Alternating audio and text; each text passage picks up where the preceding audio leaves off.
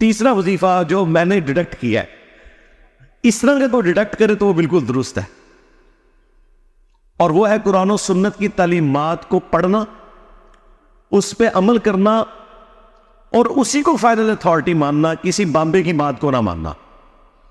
یہ بھی وہ وظیفہ ہے جو آپ کو دجال سے بچائے گا۔ آپ سوچ رہے ہیں کہ کیسے؟ جی بخاری مسلم میں لکھا ہوا ہے کہ جب دجال آئے گا تو ایک مؤمن اس کے سامنے کھڑا ہوگا، وہ اسے کہے گا میں تیرا رب ہوں، مان مجھے۔ وہ کہے گا کہ مجھے نبی کی حدیث پہنچی ہے کہ تو دجال ہے۔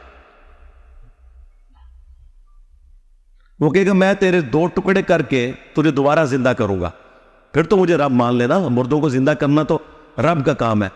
وہ اس کے 2 ٹکڑے کرے گا، اس کے درمیان چلے گا، پھر اسے جوڑ کے دوبارہ زندہ کر لے گا۔ کتنی بڑی آزمائش ہے، یعنی انسانی تاریخ میں اتنی بڑی آزمائش کسی نے دیکھی ہوگی؟ وہ زندہ ہو جائے گا، پھر وہ اسے کہے گا ہاں سنا اب بتا۔ وہ کہے گا کہ تیرے اس عمل نے میرے عقیدے میں ہی مضبوطی کی ہے، کیونکہ نبی علیہ السلام نے یہ بھی فرمایا تھا کہ ایک مومن کو قتل کر کے وہ دوبارہ زندہ کر لے گا، تو دجال ہے۔ دیکھ لیں بابوں کے ماننے والے تو پہلے گر پڑیں گے،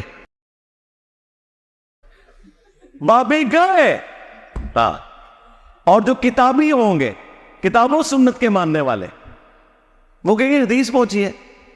مجھے بتائے یہ مخلوق کہاں پائی جاتی ہے جو کہتی ہے کہ یہ میرے نبی کی حدیث ہے، میں کچھ نہیں مانتا؟ وہ ان کے سامنے تو ڈیوڈ کاپر فیلڈ آ جائے تو یہ غوث وقت اسے مان لیں گے۔ ان کی عادت تو یہ ایلیوژن دیکھ کے گر جانے والے لوگ ہیں، سن سنا کے پاگل ہو گئے ہوئے ہیں۔ اگر انہوں نے کوئی چیز دیکھ لی تو انہوں تو سجدے میں گر پڑنا ہے دجال کے سامنے۔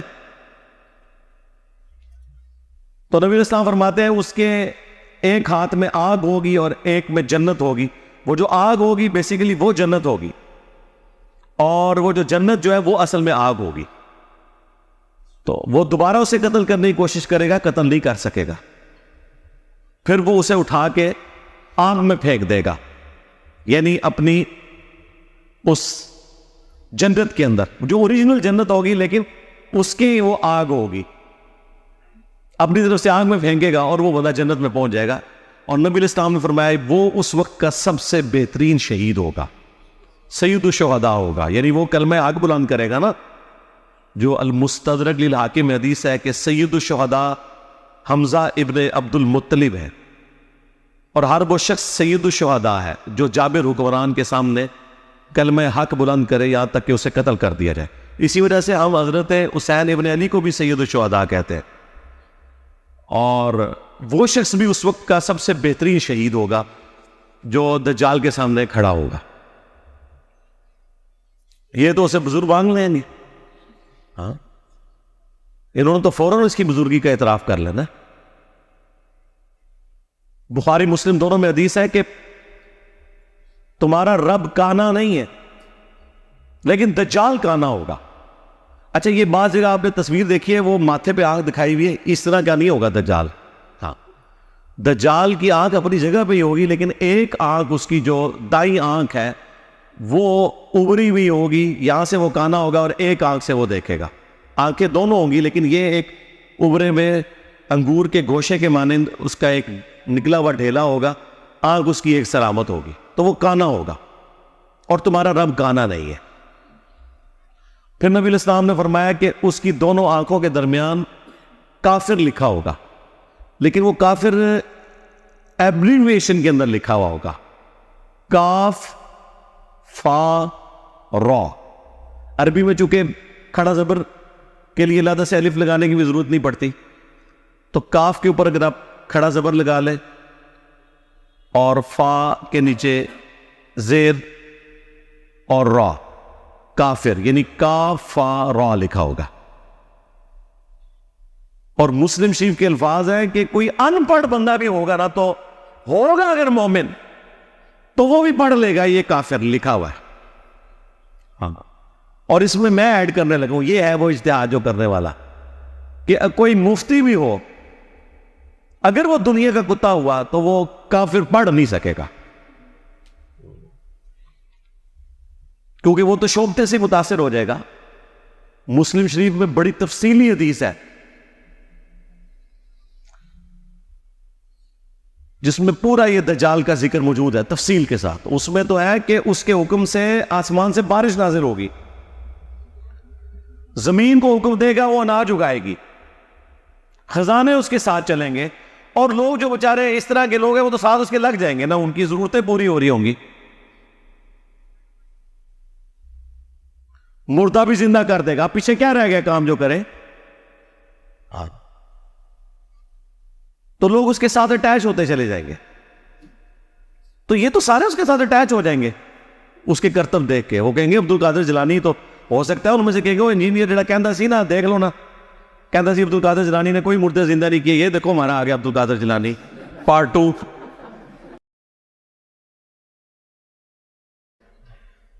ان لوگوں کی کوئی حالت ہے جن کو آپ قرآن و حدیث دکھائیں یہ لوگ ماننے کے لیے تیار نہیں ہوتے. انہوں نے وہ کافر بھی پڑھ کے بھی اس کی تعویل کر جانی ہے. ہو سکتا ہے کاف سے وہ کشف سمجھ لے, ہاں, فا سے فیض سمجھ لے, ہاں, اور را سے روحانیت سمجھ لے.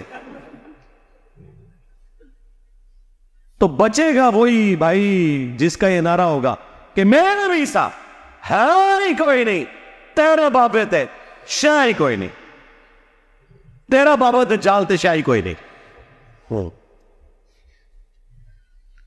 تو جو کرتبوں سے متاثر ہونے والے لوگ ہیں وہ تو گئے, سیدھی سی بات ہے. بچے گا وہ جو قرآن و سنت پہ چلنے والا ہوگا, ہاں انشاءاللہ تعالی. باقی نبی صلی اللہ علیہ وسلم کی جو تفصیلی احادیث ہیں وہ آپ مشکات سے خود پڑھ لیں. اس میں ایک تمیم داری والی, وہ جساسہ والی حدیث بھی ہے, جو ایک سمندری سفر کے دوران ایک جزیرے پر انہوں نے دجال کو زنجیروں میں جکڑا ہوا دیکھا تھا, اور پھر نبی علیہ السلام کو پوری تفصیل بیان کی. آپ علیہ السلام نے باقاعدہ صحابہ کرام کو جمع کر کے کہا کہ دیکھو میں نے جو نشانیاں بتائی تھیں اس کو اللہ تعالیٰ نے وہ دکھایا بھی ہے. اور ابن سیاد کے حوالے سے بھی مسلم شریف میں احادیث موجود ہیں, بخاری میں بھی ہے. ابن سیاد بھی دجالوں میں سے ایک دجال تھا, لیکن وہ جو بڑا دجال ہے وہ یہ نہیں تھا. اس کے اوپر اتفاق ہے. اس کے اوپر بعض لوگ پوچھ رہے ہوتے ہیں کہ ابن سیاد کے بارے میں, جب نبی علیہ السلام کو بعد میں بتا دیا گیا کہ یہ وہ والا دجال نہیں ہے, تو وہ احادیث بالکل واضح ہے کہ وہ دجال بالکل ڈیفرنٹ ہے. کیونکہ بخاری مسلم دونوں میں حدیث ہے کہ قیامت اس وقت تک قائم نہیں ہوگی جب تک کہ 30 جھوٹے دجال نہ پیدا ہو جائے, جن میں سے ہر ایک دعوی نبوت بھی کرے گا. اب یہ والا دجال بھی دعوی نبوت سے سٹارٹ لے کے دعوی خدائی تک پہنچے گا, کیونکہ یہ مسیح تو کہہ رہا ہوگا نا اپنے آپ کو. تو نبی علیہ السلام فرمایا کہ 30 جھوٹے دجال آئیں گے جو دعوی نبوت کریں گے. ایک تو ہمارا پچھلی صدی میں غلام القادیانی دجال گزرا ہے, یہ بھی دجالوں میں سے ایک دجال تھا.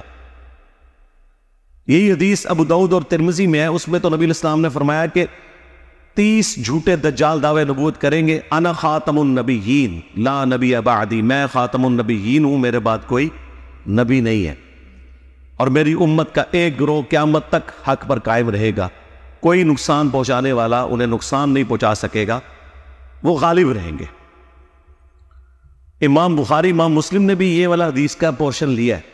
اس میں امام بخاری نے ایک باب باندھا ہے اس حدیث کے اوپر کہ ہوا اہل العلم, اس سے مراد اہل علم ہے جو گروہ حق پر رہے گا. وہ فرقہ نہیں ہے, وہ گروہ ہے.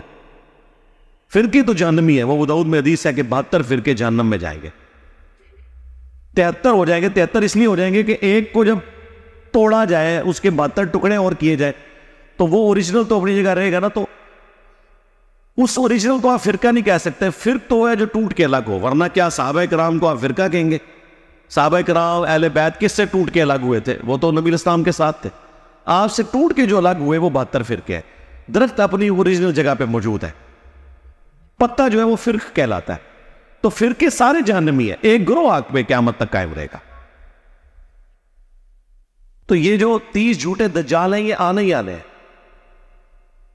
ان میں سے جو سب سے بڑا دجال ہے وہ آخری دجال ہے, اور ظاہر ہے اس کے لیے ایک سسٹم تو ہوگا. یہ کہنا کہ دجال ایک سسٹم کا نام ہے, سسٹم بھی ہے. وہ سسٹم جو کہ اس کو ویلکم کہے گا, اور ظاہر ہے کہ وہ سسٹم تو شروع سے ایگزسٹ کرتا ہے, اپنی اب پیک کو پہنچ گیا. جیسے یہ سائنس کی ترقی ہوئی ہے اس نے تو دجالی سسٹم کو زیادہ سپورٹ کر دیا نا. جو لوگ مٹیریل کے ماننے والے ہیں اور مٹیریل کو سب کچھ سمجھتے ہیں تو ان کے لیے تو سائنس نے فزیکلی ترقی کر کے ان کو دکھا دی ہے نا جی. دنیا میں جو اس وقت آپ کو آسائشیں نظر آ رہی ہیں اپنے ارد گرد جتنی بھی, یہ نہ تو اجمیر شریف والوں کا کوئی کمال ہے, نہ بغداد شریف والوں کا, نہ بریلی شریف والوں کا, نہ دیوبند شریف کا. سائنس نے جو کچھ آپ کو دیا ہے وہ آپ کے سامنے, یہ تو ہم محسوس کر رہے ہیں. مسلمان کیا, کافر کیا, کوئی بھی ہو, سائنس کی برکات سے آپ فائدہ اٹھا رہے ہیں. یہ جو آپ کو کہہ رہے ہیں اسرائیل کی پروڈکٹس کا بائیکاٹ کرے, سب سے پہلے اس مولوی کا اسمارٹ فون چھین لیں.